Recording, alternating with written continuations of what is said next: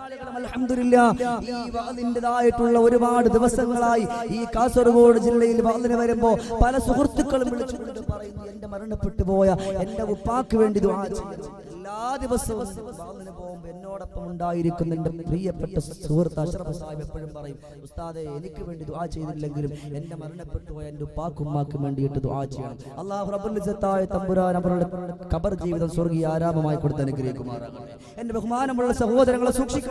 അതുകൊണ്ട് മാതാവിന്റെ പിതാവിന്റെ പൊരുത്തമില്ല എങ്കിൽ അവന്റെ ജീവിതം ഇസ്ലാമികപരമായിട്ടുള്ളതാവുകയില്ല.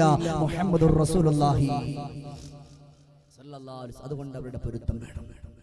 രണ്ടാമതായിട്ട് അല്ലാഹുവിന്റെ റസൂൽ പറയുകയാ, മുസൽമാന്റെ ജീവിതത്തെ സംബന്ധിച്ചിടത്തോളം അവൻ പലിശയുമായിട്ട് ബന്ധപ്പെടാൻ പാടില്ല. അല്ലാഹുവിന്റെ റസൂൽ പറയുകയാ, എന്റെ ശബ്ദം ശ്രവിക്കുന്ന മുഗ്രാല് പുത്തൂരുകാരോട് എന്റെ പ്രിയമുള്ളവരെ, സ്നേഹത്തിന്റെ വിനയത്തിന്റെ ഭാഷയിൽ ഷമീർദാരി പറയുകയാ, ഒരിക്കലും പലിശയുമായിട്ട് ബന്ധപ്പെട്ട ഒരു ജീവിതം നമ്മൾ ഉണ്ടാക്കിയെടുക്കല്ലേ.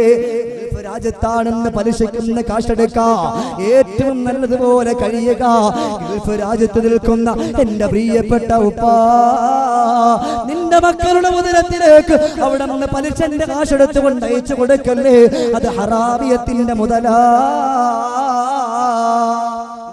ഏറ്റവും കൂടുതൽ നല്ലതുപോലെ പലിശന്റെ കാശെടുക്കാൻ നമ്മുടെ ഇവിടത്തേക്കാളും സുലഭം ഗൾഫ് രാജ്യങ്ങൾ. അവിടെ നിന്ന് കാശെടുത്തിട്ട് ഇവിടെ നിന്ന് മക്കളുടെ സ്കൂളിന്റെ കാര്യം പറയുമ്പോൾ, ഭാര്യ വസ്ത്രത്തിന്റെ കാര്യം പറയുമ്പോൾ, അവിടെ നമ്മൾ ഒരിക്കലും നമ്മുടെ ജീവന് അല്ലാഹു തആല നല്ലൊരു ആഫിയത്ത് ഇട്ടേക്കുന്നിടത്തോളം കാലം എന്റെ ശബ്ദം ശ്രവിക്കുന്ന ഓരോരുത്തരും മനസ്സിലായിക്കോ, പലിശയുമായിട്ട് ബന്ധപ്പെട്ട ഒരു ഇടപാടും നമുക്ക് വേണ്ട. പലിശയുമായിട്ട് ബന്ധപ്പെട്ട ഒരു ഇടപാട് നമുക്ക് വേണ്ട.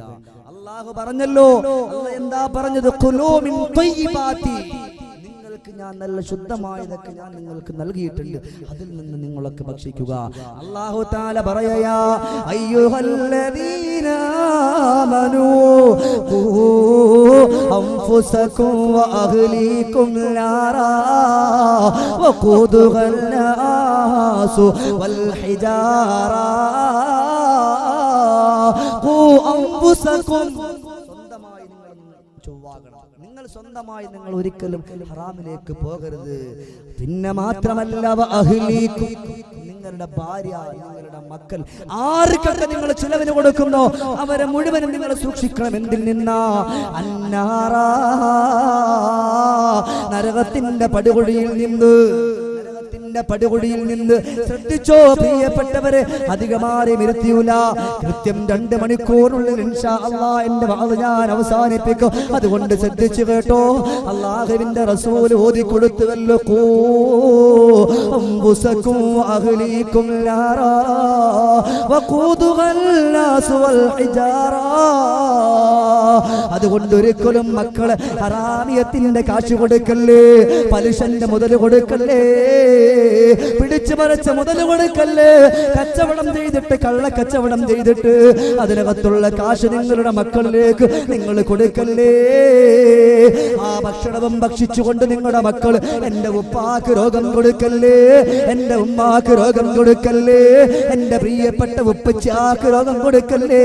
എന്റെ പ്രിയപ്പെട്ട മക്കൾ, എന്റെ പ്രിയപ്പെട്ടവരെ പൊട്ടിക്കരഞ്ഞുകൊണ്ട് ദുആ ചെയ്താൽ ഒരു ദിവസമല്ല, 2 ദിവസമല്ല, 3 ദിവസമല്ല, ആയിരക്കണക്കാന ദിവസങ്ങൾ അവര് പൊട്ടിക്കരഞ്ഞുകൊണ്ട് ദുആ ചെയ്താലും ഓ പുന്നാര മക്കളുടെ ദുആ അല്ലാഹു സ്വീകരിക്കില്ല.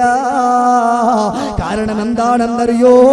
നീ കൊണ്ട് കൊടുത്തിട്ടുള്ള, ഗൾഫ് രാജ്യത്തിൽ നയിച്ചു കൊടുത്തിട്ടുള്ള പലിശന്റെ മുതല് നിന്റെ മക്കളുടെ ഉദരത്തിലൂടെ കടന്നു പോകുമ്പോ അത് അല്ലാഹ് ഇഷ്ടമല്ല, അത് റബ്ബിന് ഇഷ്ടമല്ല.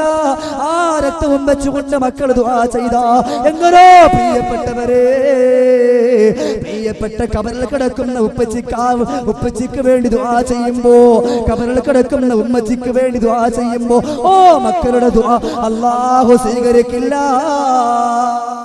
ഹറാമിയത്തിന്റെ മുതലും മക്കൾക്ക് കൊടുത്തിട്ട് പിന്നീട് അല്ലാഹ് എന്റെ മക്കളോട് വിളിച്ചാൽ മോനെ ഉപ്പച്ചിക്ക് വേണ്ടി നല്ലപോലെ ദുആ ചെയ്യണം, ഉമ്മച്ചിക്ക് വേണ്ടി നല്ലപോലെ ദുആ ചെയ്യണം. എങ്ങനെ അല്ലാഹു തആല ഇത് സ്വീകരിക്കും? കാരണം മക്കളുടെ ഉദരത്തിൽ ഹറാമിയത്തിന്റെ മുതലാണ്. നിങ്ങൾ ഇങ്ങനെ കൊടുത്തുവെന്നല്ല, കൊടുക്കാൻ പാടില്ല. അറിയാതെ ചെയ്തിട്ടുണ്ടെങ്കിൽ പശ്ചാത്തപിക്കണം, റബ്ബിനോട് പശ്ചാത്തപിച്ച് മടങ്ങണം. എന്റെ പ്രിയപ്പെട്ടവരെന്ന് മനസ്സിലാക്കണം. സയ്യിദുനാ അബൂ ദുജാന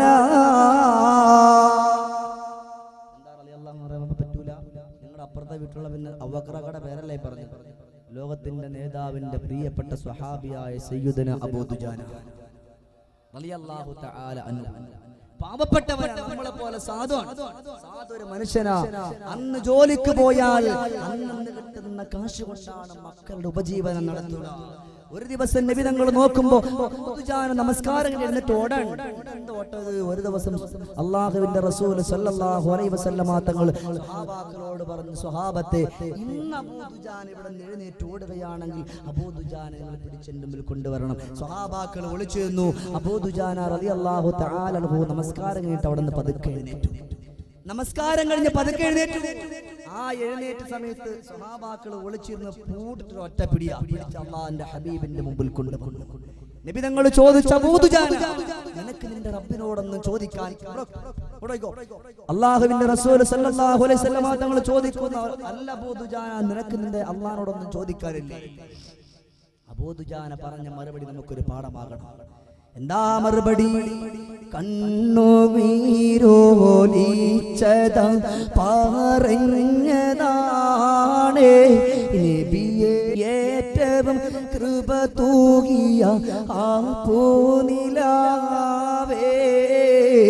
വേദന നിറഞ്ഞതാ കരഞ്ഞു ഞാനേ, ഉടനെ നൊമ്പര പറുദീസയിൽ ആലിഞ്ഞു ഞാനേ. പഠിച്ചോ എന്റെ മുഗ്രാല് പുത്തൂരുകാരെ, പലിശന്റെ മുതൽ നമ്മൾ എടുത്തിട്ടുണ്ടോ? എന്റെ പ്രിയപ്പെട്ട പെങ്ങളെ, മക്കളുടെ സ്കൂൾ ആവശ്യത്തിന് വേണ്ടിയിട്ട് ഇന്ന് സ്വർണം കൊണ്ട് പണയം വെക്കുന്ന, ഇന്ന് വണ്ടി സീസി ഇട്ടെടുക്കുന്ന എന്റെ പ്രിയപ്പെട്ട ചെറുപ്പക്കാരാ, മാസാമാസം പൈസ കൊടുത്തുകൊണ്ട് അടച്ചു തീർക്കുമല്ലോ എന്ന് പറഞ്ഞുകൊണ്ട് വണ്ടി സീസി ഇട്ടെടുക്കുമ്പോ അത് ഹറാമിലേക്ക് പോകില്ലേ? സ്വർണം പണയം വെച്ചിട്ട് അതിന് വേണ്ടിയിട്ട് പലിശ കൊടുക്കുമ്പോ അത് ഹറാമിലേക്ക് പോകില്ലേ? എന്നാൽ പഠിച്ചോ, അബൂ ദുജാന റളിയല്ലാഹു തആല അൻഹു അല്ലാഹുവിന്റെ റസൂലിനോട് പറയുന്നു, യാ റസൂലല്ലാഹ്, എനിക്ക് 2 മക്കളുള്ള കാര്യം നബിയേ താങ്കൾക്കറിയുമല്ലോ നബിയേ. ഒരു ദിവസം ഞാൻ ജോലിക്ക് പോയാ, ഒരു ദിവസം ഞാൻ ജോലി ചെയ്താ, അന്ന് കിട്ടുന്ന കാശ് കൊണ്ടാ എന്റെ പ്രിയപ്പെട്ട മക്കൾക്കും എന്റെ ഭാര്യയ്ക്കും ഞാൻ ചിലവിന് കൊടുക്കുക. 1-2 ദിവസമായിട്ട് എനിക്ക് ജോലിയില്ല നബിയേ, എനിക്ക് തൊഴിലില്ല നബിയേ. അതുകൊണ്ട് എന്റെ ഭാര്യ പട്ടിണിയില്ല, എന്റെ മക്കള് പട്ടിണിയില്ല, എനിക്ക് ജോലിയില്ല. അതുകൊണ്ട് എന്റെ ഭാര്യയും എന്റെ മക്കളൊക്കെ പട്ടിണിയിലാണ്. അതുകൊണ്ട് എന്റെ ഹബീബായ റസൂൽ അവിടെ നിന്ന് മനസ്സിലാക്കണം. മാത്രമല്ല, അപ്പുറത്ത് യഹൂദിയായ ഒരു മനുഷ്യന്റെ വീട്ടിന്റെ അകത്തേക്കുന്ന ഈത്തപ്പന മരത്തിൽ നിന്നും വീഴുന്ന ഈത്തപ്പഴം എന്റെ വീട്ടിലേക്ക് അങ്ങ് തെറിച്ച് വീഴും നബിയേ.